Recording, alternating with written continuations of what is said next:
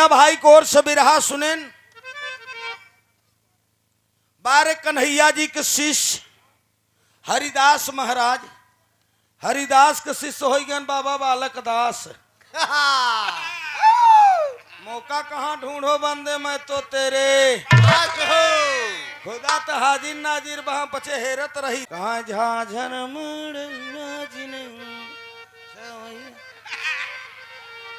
एका दादा गा रहे का कहाँ माई कहाँ की बेटी नियरे बिया बई हो, बपई कहाँ की बड़ी दूर थी।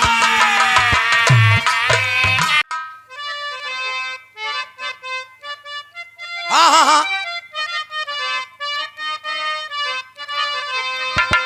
बड़का भैया हमारे विपिन गुप्ता बाबू को ओर से बहुत माँ पुरस्कार 201 रुपया का मालिक सुखी रखे। सब भैयन के नमस्ते प्रणाम बहाया। मास्टर साहब तर्ज लगा।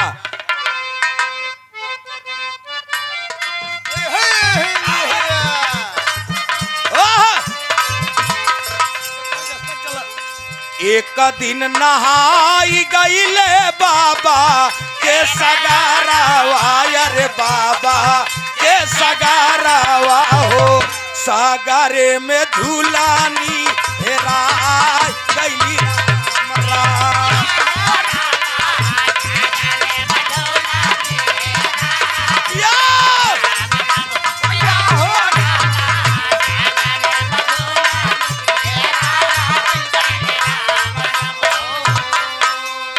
सुनने वाले बाबू गौर करी ही। बड़का भैया आप परमादरणीय समाज के सम्मानित बाबू छोटू प्रजापति भाई की ओर से, अच्छा फोटू प्रजापति, फोटू प्रजापति गौरवटी के धरती से फोटू भाई के चरणों में प्रणाम। सब भाई के नमस्कार। बड़ा प्यारा नाम भाई यार। अच्छा ले आगे से सेवा में श्रीमान समाज के सम्मानित बाबू राम बच्चन यादव जी की ओर से,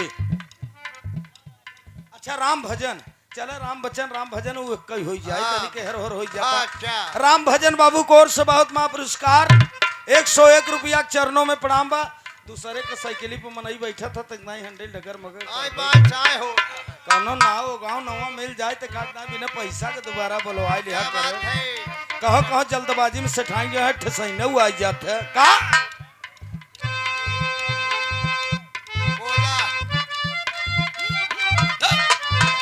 जिया।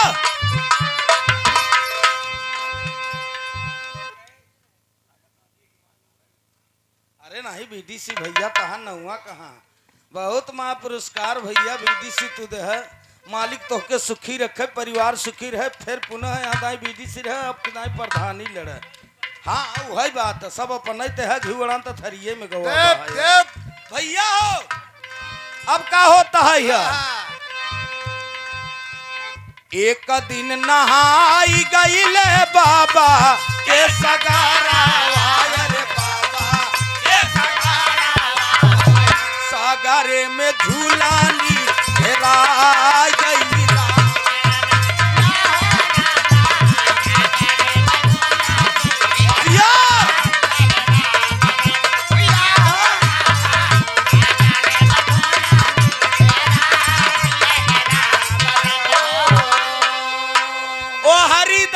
शिष्य बाबा बालक दास का महाराज बिटिया जो है आपको बड़ी कलंकित है।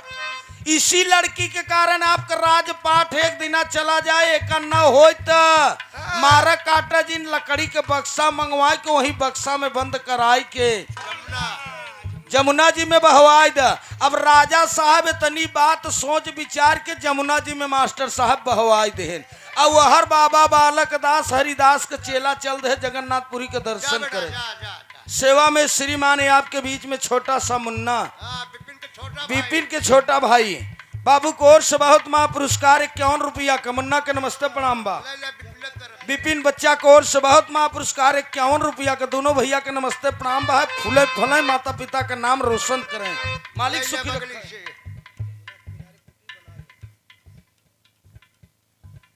फोटू उर्फ समाजवादी पार्टी से आप बहुत बढ़िया कार्यकर्ता हैं, सहयोगी हैं। फोटू भाई की ओर से बहुत महा पुरस्कार 51 रुपया का। मालिक सुखी रखे, परिवार सुखी रहे, सब भैयन के नमस्ते प्रणाम बा। हाँ मुन्ना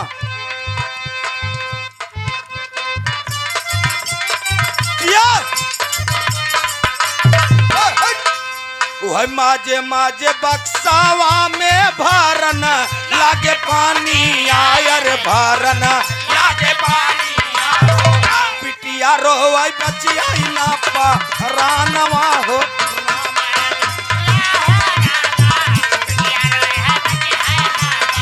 जाओ जाओ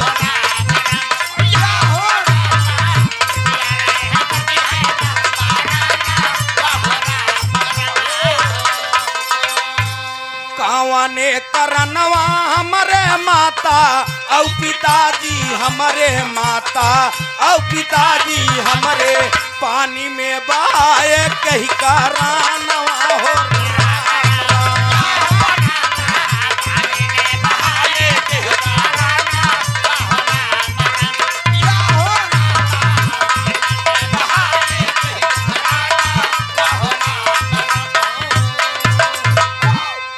बड़का भैया ओ बाबा बालक दास के कहे पर हरिदास के शिष्य जौन रहा थोड़ा लालच में बढ़ के मास्टर साहब ईमान होकर खराब हो गए। जैसे हरिदास महाराज चला गए रहन हैं दुल्हनिया श्रृंगार कह के बहुत चाहत रहे, लेकिन हरिदास नहीं मन सोचन की भक्ति हम करे जात है, लेकिन हर बाबा बालक दास अपने लहान में बैठ गया सोचस कि हमारे मंदिरी के सोझे पर जब पहुंच जाए कहाँ जमुना के किनारे एकदम मास्टर साहब वैसे सतरक काटत और निकल जब हम जगन्नाथपुरी दर्शन कर या अब बाबा बालक दास अपने चक्कर पर आओ, लेकिन वो बिटिया के राजा साहब 18-19 साल के लड़की जमुना जी में बहवाए देन जब गते गते बक्सा से पानी नीचे प्रवेश के वो बिटिया रोता रोत एक ठनी बात कहता है। का कहता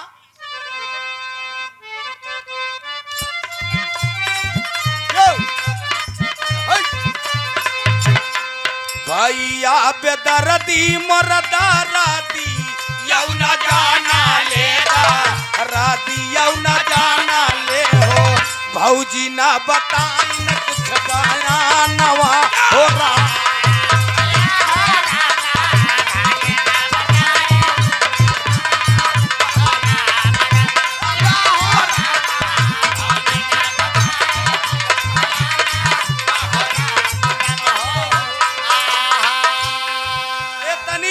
बिटिया कहत चली जाता गते गते मार साहब बक्सा बहत चला जाता। बक्सा जब बहत चला जाता तब अब भी रहा फिर मास्टर साहब दूसर का मोड़ लेता।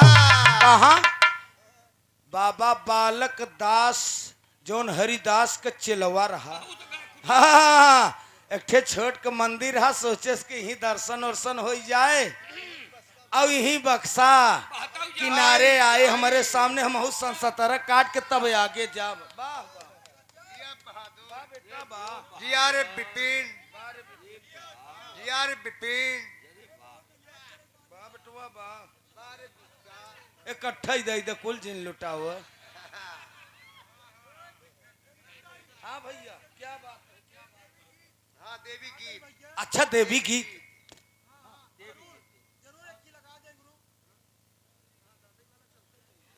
ये दादाई वाला तो है कहाँ हमारे मसाला धरे बहा है। अब देवी गीत एक लाइन भैया सुनाए दो मंदिर तोड़ दो मस्जिद तोड़ दो इसमें नहीं मुजाका का ऊंचे रे पहाड़वा पे माई का बसेरवा दुनिया करेला जय जय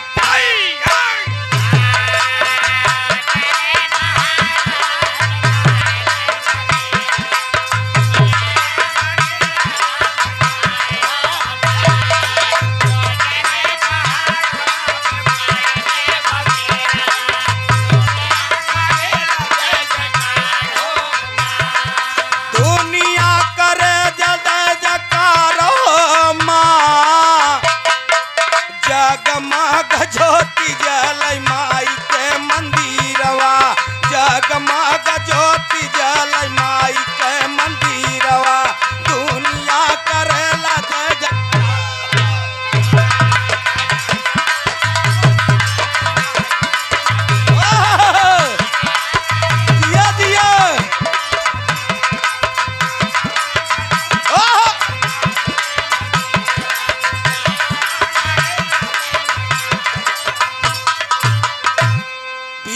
बीच में चटनी अचार लेत रही, कहानी दूसर के मोड़ पर साहेब जाता। ये 4 मोड़ का गीत है। यह गाना से समझ में आपके हाँ सीख ही मिलता है कि संसार में आए हो तो भक्ति आपको कैसा करना चाहिए। पता लाग बा है हमारे यहाँ तो आजकल भक्ति देखत है, कैसेट लगाई दे हन मंदिरी में और रजाई के तरह अपना ओलरा हन महाराज कथर से गरमौतू पानी तो नहाई ले तब हनुमान जी का अगरबत्ती चढ़ाई। ऐसे भक्ति नहीं हो सकत मेरे दोस्त। अब बाबा बालक दास हरिदास के शिष्य चल दे मास्टर साहब बिरहा में भाव लागत है मन्ना बढ़ जाए।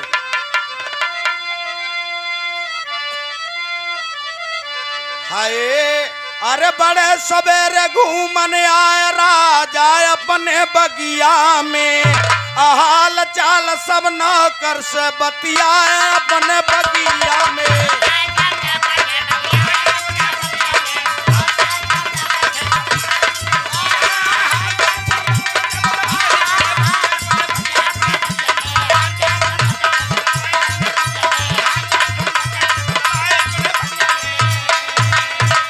सब नौकर कहाँ राज कुंवर से पुकारी, कहाँ एक ठिलंगूरी आई बा बगीचा में मचाए बयाफत। गए पूत मनावई मरिये भतारई, गए पूत मनावई मरिये भतार। ओहर हरिदास के चेला बाबा बालक दास जात रहा बेचारा जगन्नाथपुरी के दर्शन करे। ओहर भजन गावत रहा, राजा बोलाए लेहन और जब राजा कहिया गो तो राजा का बिटिया देखे से बड़ा सुंदर, तो बाबा बालक दसवा कहा यही लड़की के कारण एक दिन तोहर राजपाट कुल चला जाए। सोचस कि लकड़ी के बक्सा में यही बिटिया के बहवाई दे भाई राजा के। जब मंदिरे के सोझे पर पहुंचे तो हम संसतरत काटत तब चला जब जगन्नाथपुरी के दर्शन भाई पाप मनई जब पाप करत है तब भक्ति को ओर जात है। मनई जब पाप करत है तब भक्ति को ओर जात है। शिवराम भाई जवानी में लोग जगन्नाथ के दर्शन नहीं करे जात, जवानी में लोग गया नहीं जाता है। जब कुल कर्म कैले था तब कहते नार दादा के बुढ़ौती आई गया कही यही जगन्नाथपुरी के दर्शन चारों धाम कह दे, कुछ बिरादरी खवाए पियाए दे तो ताराम तार हो जाए। भैया हो अब बाबा बालक दास अपने चक्कर में परिगवा बाहै है और यहर होत का बाहै है। गए पूत मनावे मरिये भतारे खिनी 19-20 साल का राजकुमार नवा लड़का बीसन बियाह कोकर बगीचा जमुना के किनारे, जमुना के किनारे गर्मी के समय रहा, आम फरा रहा और राजकुमार आए देखे नौकर से कहा क्यों क्या हाल चाल है बगीचा का। नौकर कहा हाल चाल सरकार ठीक में ठिलंगूरे आए बे पूरे बगीचा का बहुत बड़ा उत्पाद करता है। जौन डारी पे जाता ऐसे 100-150 से आम लेके हमके लागत है हनुमान जी का राजकुमार कहा कोई इंतजाम करिए न करे, कहा इंतजाम का करी सरकार इंतजार है आपका करत रहे। राजकुमार लोहिया जाल लगवाए कैसे लंगे लंगूर पकड़ा गवा वही एकठनी पेड़े में बधवाए के राजकुमार जब घोड़ा पर बैठ के सोचन चले घरे कहा इसको छोड़ना तिसर के मोड़ पर गीत बाहे बाबू साहब गौर करी। जैसे राजकुमार बैठत हन घोड़ा पर वैसे बक्सा बहत और राजा का बिटिया चली आवत तो बिरहा में आल्हा का भाव लगा मुन्ना।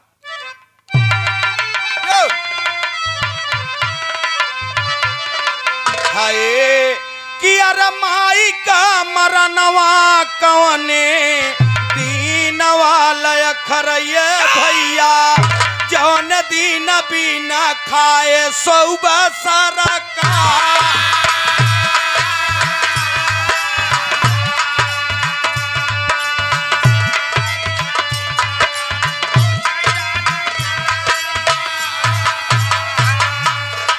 बार ऋषभ मुन्ना बहुत महापुरस्कार के है। आप लिखे है कि माई टोए पेट में हर हेरई दास बुराई नहीं करता है, लेकिन भाई साहब एक बात जरूर महतारी का ममता अनमोल होत कतौ से उबा माई जरूर पूछे का भैया कुछ खाना वाना खाए है, पानी वानी पिए है कि नहीं पिए है। शिवराम भाई बता न कहा वारे प्रयागराज अच्छा जा काम करत हन बछिया के जौन बछवा के बोरा उड़ाई के बछिया के नहीं पाता तो बछवा के बोरा उड़ाई देता काहे ना उड़ावा जहाँ 151 दे के बाद तो छुट्टा तो पहले तेलियरगन से कराई के टहरत है ऐसे हमारे तो खिया के चला कर रह बच्ची तू डाट डार रहब तो हम पात पात रहब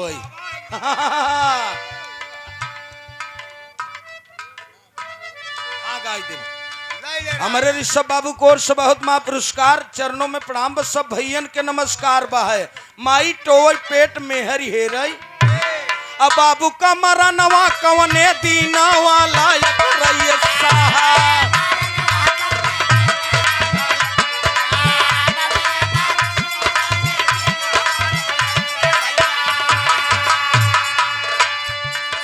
जौने दीना द्वारा पर आई कर देदारा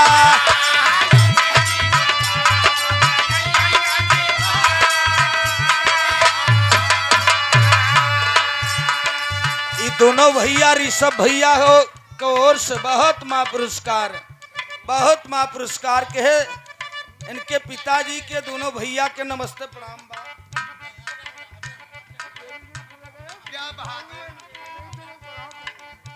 ना नहीं ठीक ठीक हम समझ गए राम फकीरे के नौटंकी भैया बुलाए रहे ना हाँ जौने दीना द्वारा पर यही है कर देता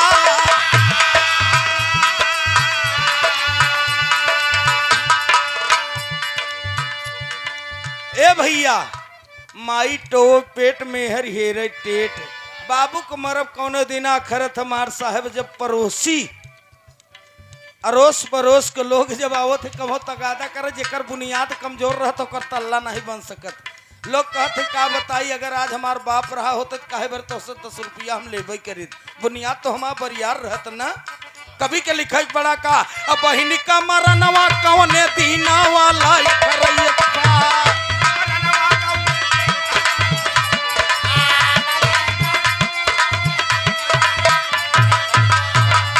जौने दीना रखिया कया वही त्योहारा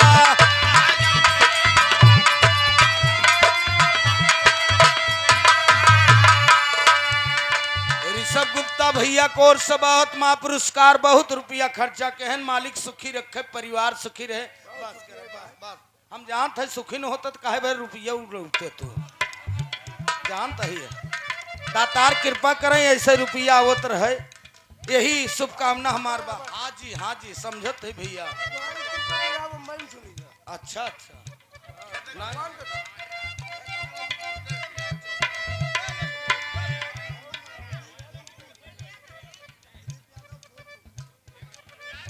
सेवा में श्रीमान दिलीप यादव फूलपुर के धरती से छोटे लाल भैया के भांजा कोर से 51 रुपया के माँ पुरस्कार के है बाबू के नमस्ते प्रणाम बा है अब भैया का मरा नवा कवन दीना वाला भैया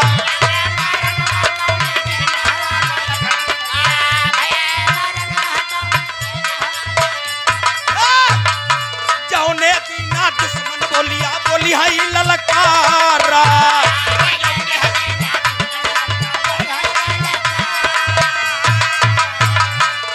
सेवा में श्रीमान मथुरा प्रसाद यादव नेवादा के धरती से हमारे छोटे लाल भैया के बड़े बहनोई जी को 101 रुपया का माँ पुरस्कार हुआ भैया के नमस्ते प्रणाम बहा है तीसरका मोड़ है चौथे मोड़ पर गाना खत्म हो जाए गौर करी का और दुल्हन का मारा नवा कवन दीना वाला रहिए बाबू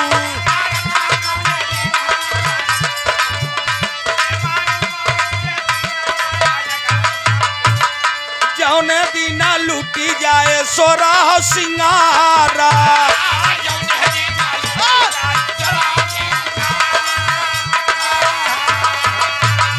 दुल्हा का मारनवा सब दीना वाला यखरे भैया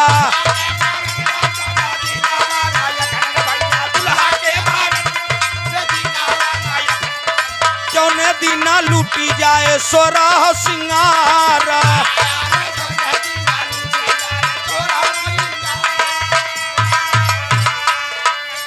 दुल्हन का मरनवा कवे खरेला भैया बिन घरनी के घरवा लागई। जौने घरे में औरत नहीं बा मास्टर साहब लोग कहथिन पुरनिया बिन घरनी घर भूत का डेरा और जौने घरे में पति नहीं जौने दुल्हनी के दुल्हा नहीं वो सिंगार नहीं कैसे कर रज के काजर रोजान नहीं दुल्हन लगा ले बुढ़ापा देख कहीं अरे मावा बुढ़िया कहथिन न अरे दुल्हनिया तोर समय खराब बा तो आजकल रमदैया बिना पंखा के उड़त है। अब का होता है वो है बका साबा करके नौकर लाए बगी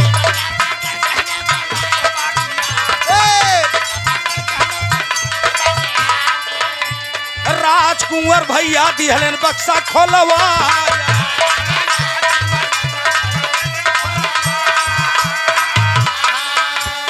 लड़की बेहोश नहीं बोला यकिया खोला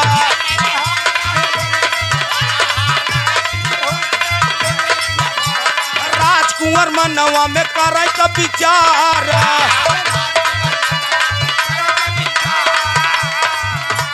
घंटा 2 घंटा 3 4 घंटा बीतले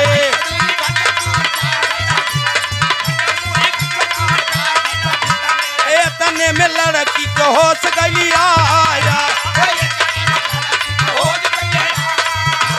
राजकुंवर कहाँ या बता दी हम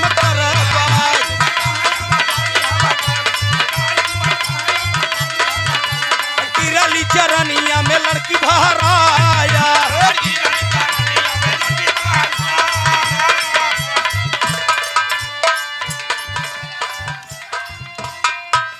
गिरली चरनिया में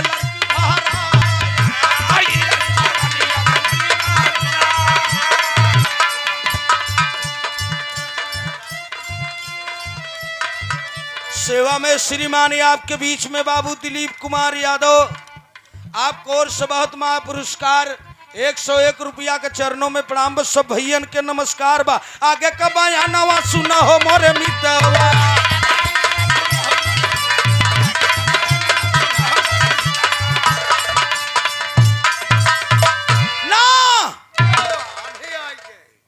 राजकुमार एक नवा जैसे घोड़ा पर बैठा था साहब तिसर के मोड़ पर भी रहा गौर करी वो बक्सा बहतावत नौकर कहा ये बक्सा देखो कैसन बहता आ रहा है नौकर कहा सरकार हमें बच्चे पता नहीं बा कहा इसको पकड़ो 4 नौकर वाली आए के बाबू साहेब बक्सा पकड़े ले आए कहा बगीचा में जब लड़की के वो बक्सा खोले कौन दुकानदारी के धंधा चला बा भैया महाजन हरे राजकुमार जब बक्सा खोलवान तो राजा का बिटिया जवान बाबा बालक दास हरिदास के शिष्य बहवाए रहन सोचन के सन 17 काटत तब जगन्नाथपुरी के दर्शन करब पाप कई के तब दर्शन भक्ति पुण्य करब बारे महाराज हरे बारे देवता हरे बारे बाबा हरे हरिदास हरे यही से तो तोहार बचन कर नैया पार नहीं हो पास भैया हो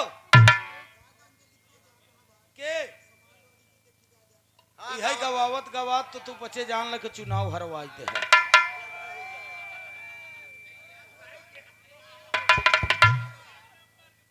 आ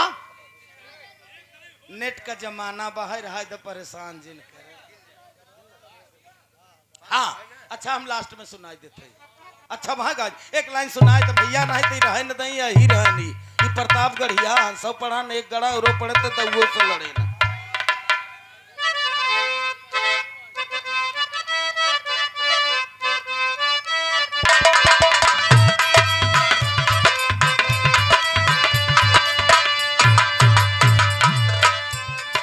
समाजवाद के परम पुजारी स्वर्गीय गुलाम सिंह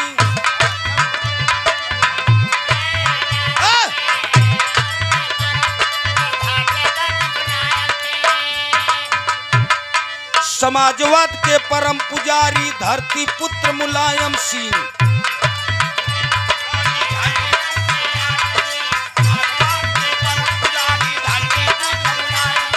पूरे हिंदुस्तान में जेकर जलवा रहा कायम जी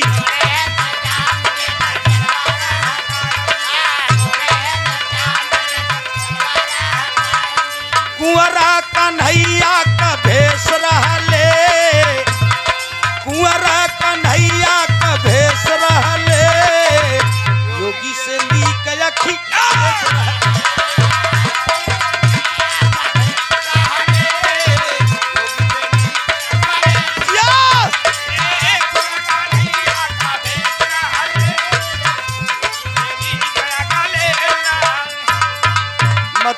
बाबू कोर से 101 रुपया का महापुरस्कार हुआ। चरणों में प्रणाम। हमारे बीडीसी भैया कोर से बहुत महापुरस्कार। छोटे लाल भाई के नमस्ते प्रणाम। ना ना ना अब बाद में गनवा सुन ल, मोर भाई है, गनवा सुन ल, बाद में हो जाई समैया ज्यादा होता। तू ही बजा। अरे 2024 में शेष रहले, 2024 में शेष रहले, योगी से नीक राजा साहब कल राजकुंवर पहुंच गए बक्सा उक्सा खुलवान। लड़की भी होश बा। 4-5 घंटा के बाद होश हुआ। तब राजकुमार कहा एक काम करो, वो लंगूरवा कहाँ बा? वह बांधा बा जौन पेड़े में बांधा रहा लंगूर, ओका बक्सा में बंद कई के मास्टर साहब जमुना जी में छोड़वाई देहन। और राजकुमार वही माला फूल मंगवाई के बिरछा नदी के गवाह बनाई के राजा के बिटिया से बियाह कई के लेके चल देहन। और जब राजा के लड़की से शादी कई के राजकुमार पहुंचन कहाँ? अपने घरे। पूरे नगर में चर्चा हो तो कहाँ है देख। एक बहती हुई कन्या से राजकुमार बियाह कई के लैन, बिना माड़ो को, बिना दहेजा दहेज का, बिना तिलक का, बरच्छा का बियाह के। तो बिरहा में एक लाइन बुंदेलखंडी तर्ज लगा लाला का।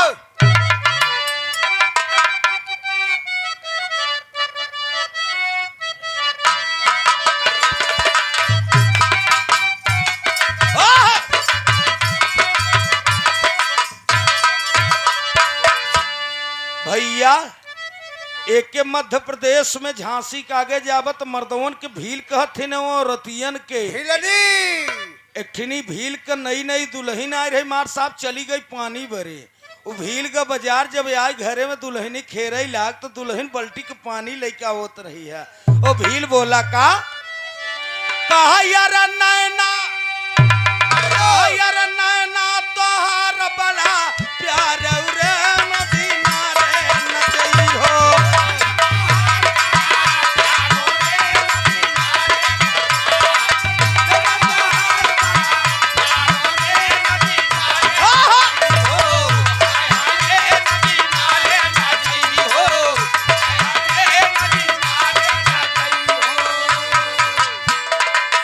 बुंदेलखंडी भावक एक लाइन और भील कहत का कही आँखी में कजरा ओठे में दिहुल लाली,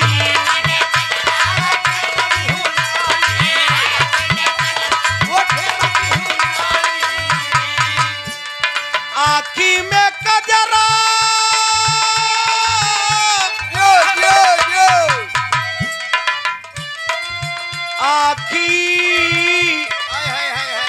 आँखी में कजरा ओठे पे दिहुलाली,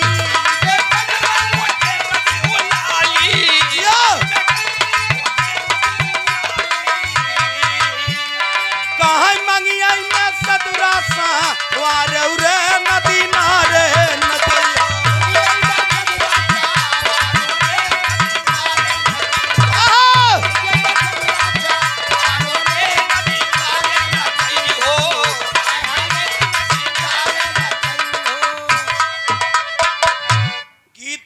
राजा साहब कहिया होता है बहु भोज फानेन। अब हर का होता अब चौथे मोड़ पर आ जा।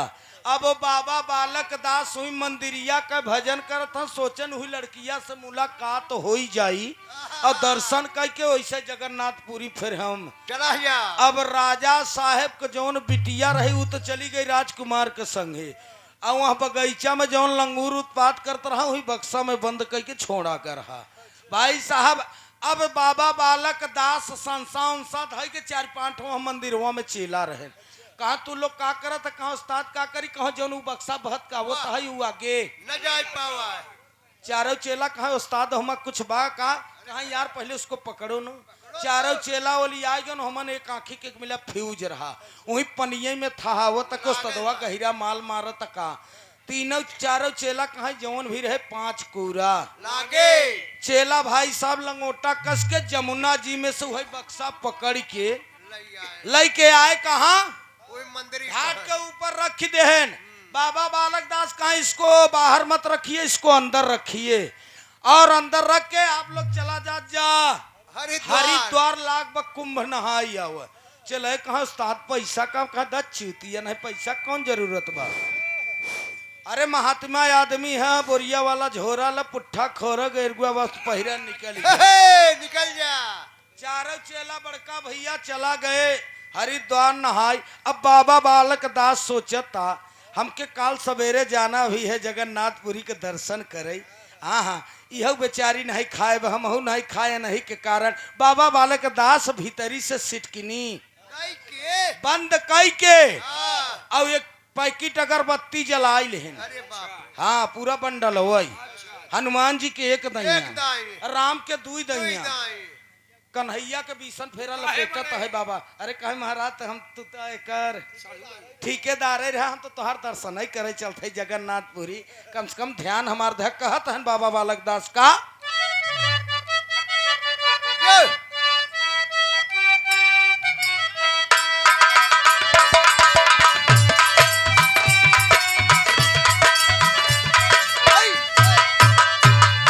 हाय अरे भजन लागे साधु बाबा हरि जी का नाम हो भजन लागे साधु बाबा।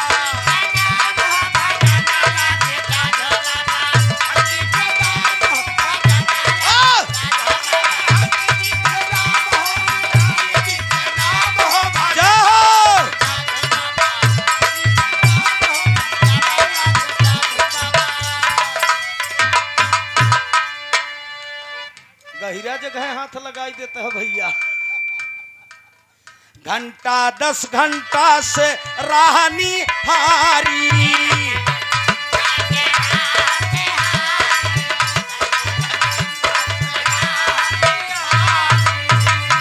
अब ही की आई भैया बक्सा बेचारी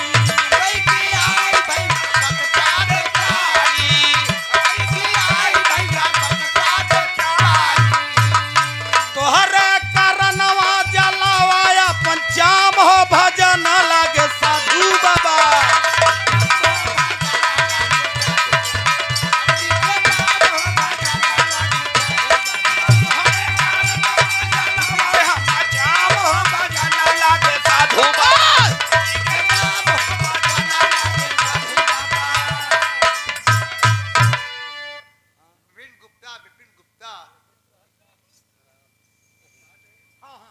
होता ही बा मोर भैया रे 2 मिनट और रुके जा बस।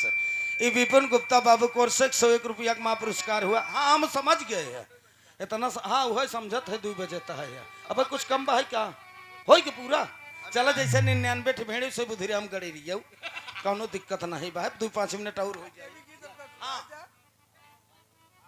सेवा में श्रीमान धर्म के हमारे बड़का भैया मथुरा प्रसाद यादव आप छोटे लाल भैया के बहनोई है आपको और 101 रुपया का माँ पुरस्कार हुआ। बाबू के नमस्ते प्रणाम बा भैया हो इतनी बात करत कि बाबा भीतरी से दरवाजा वरवाजा बंद कई के मास्टर साहब कहीं अनार बा केला बा सेब बा नाश्ता पानी करे तू भोग लगा हम हूँ और जयकार हो करे बाद जाए जगन्नाथपुरी के दर्शन कही आई। अब कवि ने लिख रहे हैं आखिरी लाइन बिरहा में का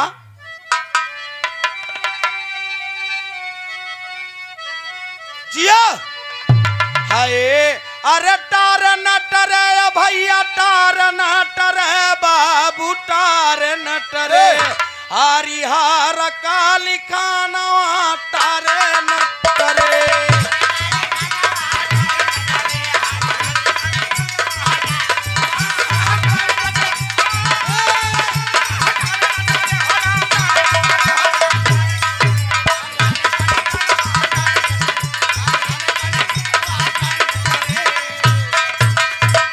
बड़े प्रेम से साधु बाबा बक्सा खोल निहारा। बाबा बालक दास हरिदास के चेला बड़े प्रेम से साधु बाबा बक्सा खोल निहारा। वह गुस्सा में रहा लंगूर मोहे पर पंजा मारा पार लागे सारा तानवा टारे नटरे।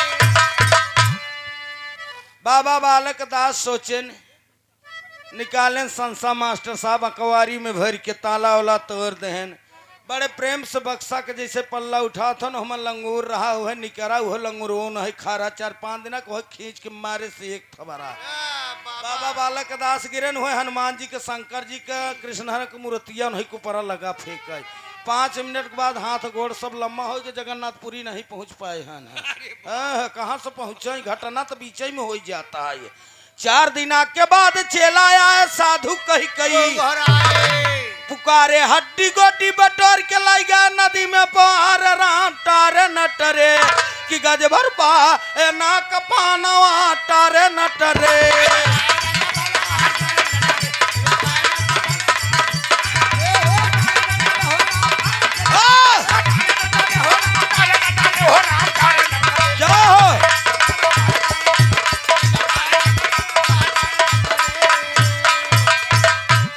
चार दिना के बाद चेला हरिद्वार से आए देखे महाराज बोला था भीतरी से दरवाजा बंद बा रामचंद्र विश्वकर्मा के बोलाय के दरवाजा गैस कटर से कटवाइन देखे तो हाथ गोड़ सब लम्बा पूरी शरीर बाबा बालक दास का हरिदास के चेला का भाई साहब सड़ी गबो है लिकरा लंगूर तो चलहू के मारत चरचर हाथ थबरा मारत निकर गवा चले कहा बा महाराज बा यही सहूरे हरिद्वार पठाए रहा चेला ले गए अंतिम संस्कार करके चारों चेला नहीं जाए पन बाबा बालक दास चारों चेला पहुंच गए भैया जगन्नाथपुरी धाम जगन्नाथपुरी का दर्शन करके ले आए कच्चा हाथ यही बरे देख ले भंडारा होत एक दिना कच्ची होत एक दिना कच्ची के दिना तोहरे लोगन की यार सठा होत सुल्तानपुर और प्रतापगढ़ का मशहूर भंडारा है भाते का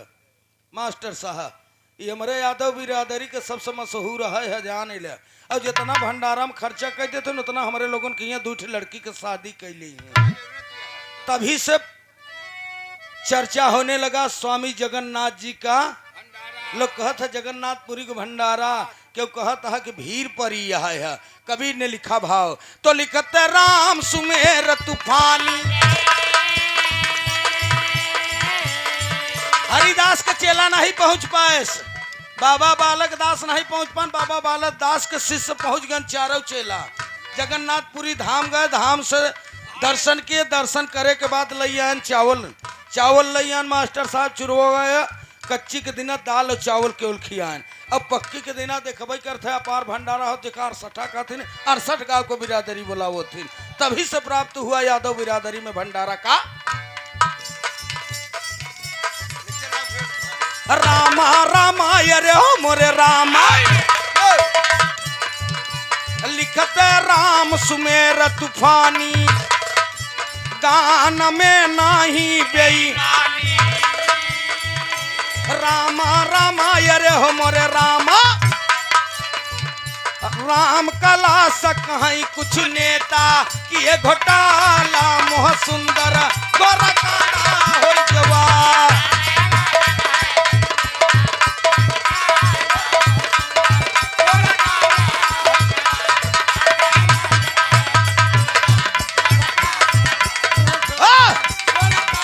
मोरे रामा